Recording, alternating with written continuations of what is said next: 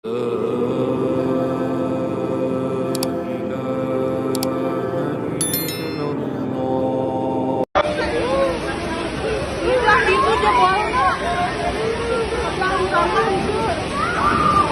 motor, motor.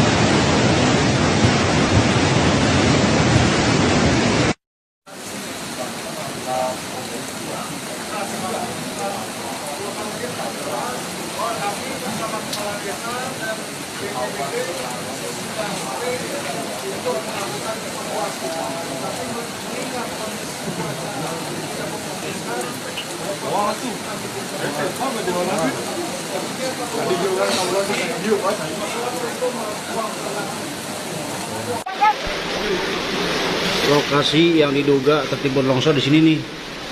Ada yang tertimbun longsor di sini, satu lokasi yang diduga. Tapi emang satu orang nggak ada, santri nggak sampai sekarang belum kelihatan, belum diketahui kabarnya yang satu. Tadi dia udah anu santri teh ya, jiro iya.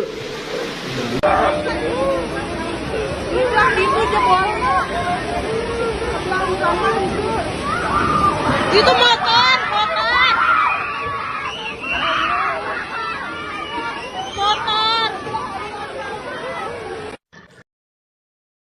Assalamualaikum, sampurasun, wilujeng enjing, wargi Jabar. Hari Minggu berolahraga ya. Seluruh warganet dimanapun berada, memang hari ini di tempat saya mendung.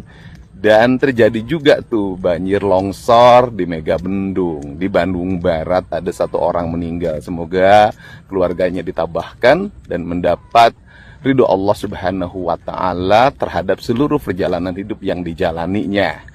Dan mungkin orang bertanya, kenapa penyegelan yang dilakukan oleh Kementerian Lingkungan Hidup sampai saat ini belum dilakukan pembongkaran?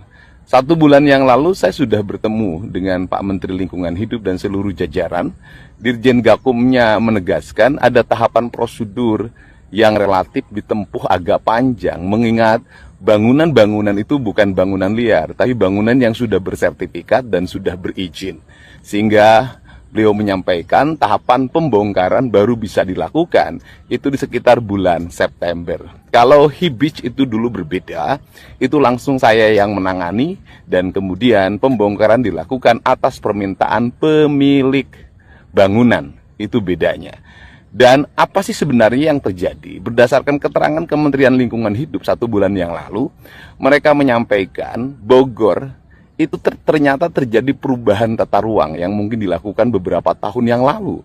Perubahan tata ruangnya adalah daerah-daerah yang dianggap rawan bencana, yang seharusnya menjadi daerah-daerah resapan air, daerah-daerah perkebunan, tata ruangnya dirubah menjadi kawasan pariwisata, kawasan pemukiman. Sehingga potensi bencana sangat terjadi kalau tidak segera melakukan tata ruang. Perubahannya, saya selalu berucap berkali-kali ketika menjabat, walaupun belum waktunya dilakukan perubahan, pemerintah Provinsi Jawa Barat bertekad melakukan perubahan tata ruang. Karena ini cara yang harus dilakukan untuk menghindari bencana yang terus-menerus terjadi di Jawa Barat. Termasuk barangkali wilayah-wilayah Kabupaten Bandung, Bandung Barat, Kabupaten Tasik, Garut. Semuanya adalah daerah-daerah yang mesti dilakukan perubahan tata ruang.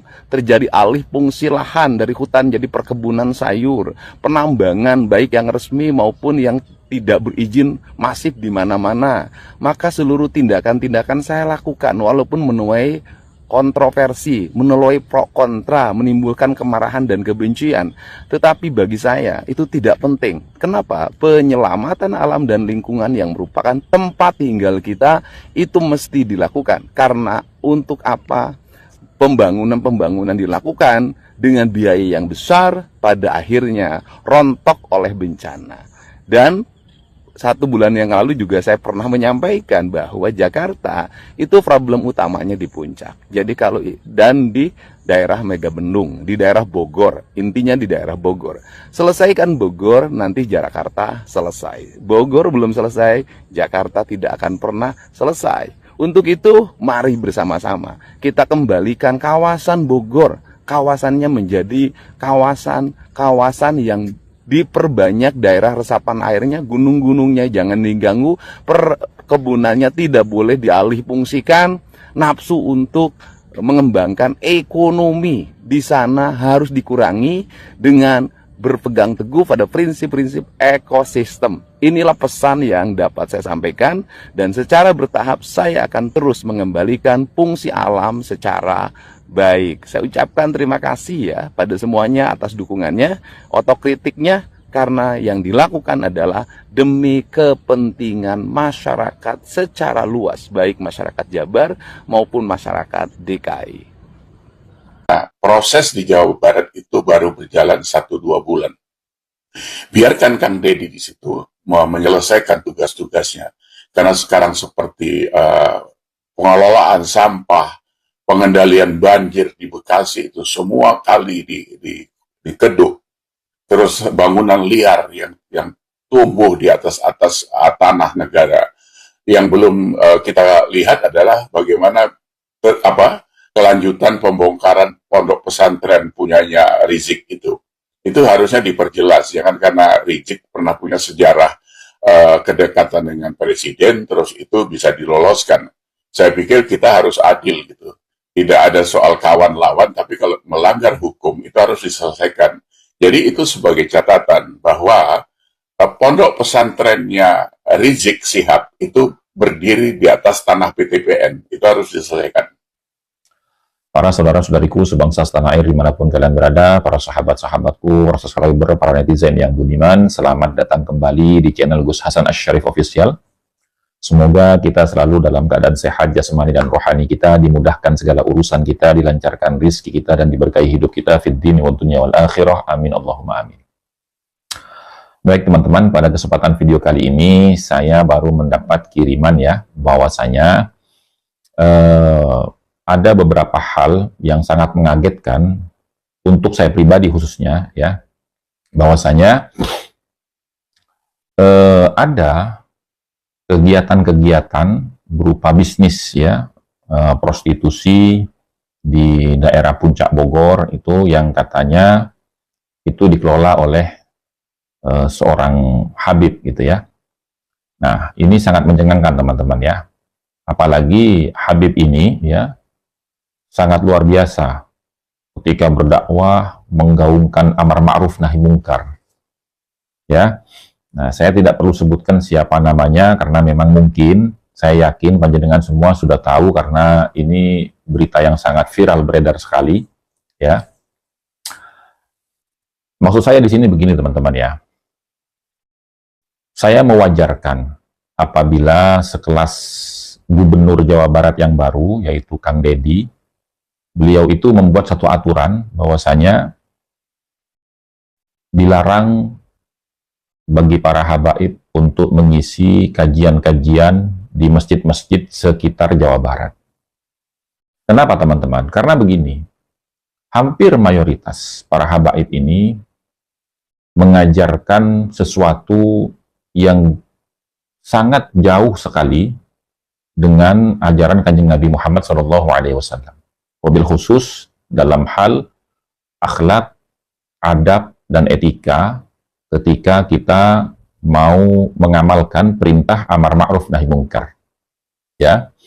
Karena apa? Karena saya pribadi, mungkin panjenengan semua juga sering mendengar ketika mereka itu ya menghancurkan sebuah usaha yang menurut mereka ini bertentangan dengan syariat. Bahkan yang sering kita lihat itu ketika bulan puasa dia mengobrak-ngabrik para pedagang yang berjualan di bulan puasa gitu kan. Ketika kita tanya, alasannya apa? Amar ma'ruf nahi mungkar.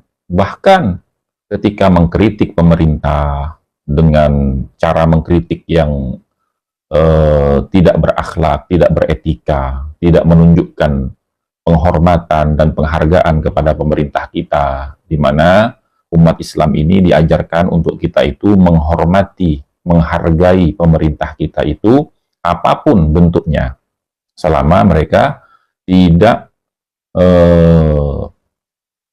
memaksa kita untuk berbuat kemaksiatan. Nah, maksud saya begini teman-teman ya, amar ma'ruf nahi mungkar itu seperti apa? Ketika kita tanya kepada mereka, bahkan saya sendiri pernah bertanya teman-teman ya, dasarnya apa kamu berbuat amar ma'ruf nahi mungkar dengan cara yang anarkis seperti itu? Loh, kan jelas hadisnya, idza ra'a minkumul munkar falyughayyir biyadihi. Kalau kamu melihat satu kemungkaran, maka rubahlah dengan tangan kamu. Fa illam yastati fa bilisani. Kalau nggak bisa dengan lisan, fa illam yastati fa biqalbi. Kalau nggak bisa juga, maka dengan hati. Wa dzalika ad'aful iman. Dan yang dengan hati itu adalah orang yang paling lemah imannya. Jadi kita nggak mau dianggap iman kita lemah. Jadi kita harus berani menggunakan tangan kita untuk memberantas kemungkaran. Nah, hal seperti ini teman-teman ya, ini kan salah di dalam memahami esensi atau pesan daripada hadis tersebut. Padahal kalau kita mau menelaah ya dari beberapa musyarrih hadis tersebut ya, bahwasanya idza ra'a minkumul munkar falyughayyir biyadihi. Fa in lam yastati fa bilisani. Fa in lam yastati fa biqalbi. Wa dzalika ad'aful iman. Ini maknanya apa?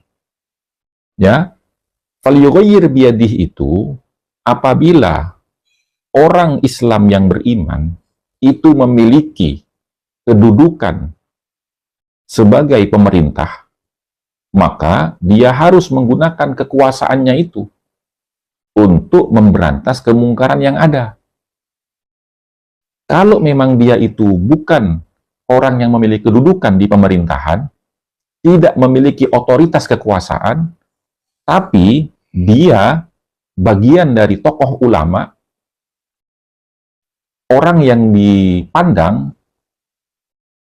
dan diterima pendapatnya, maka fabilisani. Rubahlah kemungkaran itu dengan apa? Dengan lisan. Dengan menyampaikan nasihat, mendakwahi, kan begitu. Fa'ilam yastati, fabiqalbi. Kalau memang dia itu tidak punya otoritas kekuasaan di pemerintahan, dia juga tidak punya kapasitas sebagai seorang ulama, seorang pendakwah, atau seorang tokoh yang dipercaya oleh masyarakat dan didengarkan, dikagumi, ditaati oleh masyarakat, maka fabiqalbi. Ya, berantaslah kemungkaran itu dengan ingkarnya hati kita, menghindar dari kemungkaran itu. Nah, wadzalika ad'aful iman. Posisi orang Islam yang beriman, yang tidak punya otoritas kekuasaan dalam pemerintahan, dan bukan bagian dari tokoh masyarakat atau pendakwah atau ulama, inilah posisi paling lemahnya orang Islam. Bukan imannya yang lemah, teman-teman. Nah, kemudian kalau kita melihat ya, misalkan di dalam kitab Nasaihud Diniyah, bagaimana kita itu diajarkan untuk beramar ma'ruf nahi mungkar? Al-amru bil ma'ruf la buddah birifkin walinin. Ya, amar ma'ruf nahi mungkar itu harus diamalkan dengan cara yang sopan, santun, lemah lembut. Begitu teman-teman. Bukan dengan cara-cara seperti mereka. Nah, kemudian di dalam kitab Mafahim Yajibu Antus Sohah, karya daripada Abu Sayyid Muhammad Ibn Alwi Al-Maliki Al-Hasani, di situ pada muqaddimahnya beliau menceritakan bahwasanya ya, amar ma'ruf nahi mungkar itu bukan dengan kekerasan, teman-teman. Berdasarkan apa? Berdasarkan perintah Allah. Ud'u ila sabili rabbika bil hikmah. Ya, ajaklah mereka itu kembali ke jalan Tuhanmu bil hikmah, dengan ilmu. Ilmu apa? Ilmu dakwah. Ilmu untuk menasehati mereka. Mana yang benar, mana yang salah. Mana yang baik, mana yang tidak. Mana yang mendatangkan maslahat, mana yang mendatangkan mudarat. Dan cara menyampaikannya bil mau'izatil hasanah. Dengan nasihat yang baik. Lemah lembut, sopan santun. Ya, sekiranya bisa menyentuh hatinya. Nah, kalau kita sudah melakukan itu, kok ternyata mereka membantah kita, malah mendebat kita, apa perintahnya? Wajadilhum billati hiya ahsan. maka balaslah debatan mereka itu billati hiya ahsan, dengan cara yang terbaik. Ya. Nah, itu teman-teman. Jadi sangat mengherankan sekali orang yang selama ini menggembar-gemborkan amar ma'ruf nahi mungkar, kok ternyata mereka sendiri yang melanggar aturan-aturan syariat, seperti mengelola prostitusi di Puncak Bogor. Kemudian ini lagi ada pondok pesantren yang luar biasa, ini yang katanya punyanya imamnya FPI, ternyata tidak punya izin, teman-teman. Tidak punya izin mendirikan pondok pesantren, dan itu tanah negara yang diserobot. Bagaimana itu? Padahal kita sama-sama tahu, ati Allah wa ati'ur Rasul wa ulil amri minkum. Kalau kita taat kepada Allah, maka kita harus taat kepada Rasul. Kalau kita menyatakan taat kepada Allah dan Rasul, tentunya kita akan mentaati pemerintah selama tidak melanggar aturan syariat, kan begitu. Nah, demikian dari saya, teman-teman, ya. Mudah-mudahan hal seperti ini, ya, kita bisa memaklumi keputusan daripada Gubernur Jawa Barat dalam hal ini Kang Deddy untuk melarang para habaib ini berdakwah di masjid-masjid sekitar Jawa Barat. Karena apa? Karena fakta dan realita berdasarkan pengalaman yang sudah berlalu, semuanya jadi kacau, teman-teman. Semuanya jadi arogan. Di mana umat Islam itu harus menunjukkan sikap yang sopan, santun, berakhlak, ya. Ketika berbicara, ketika berdiskusi, ketika berdebat itu harus ilmiah, bukan caci maki, bukan framing, penggiringan opini, fitnah, dan lain sebagainya. Tapi apa?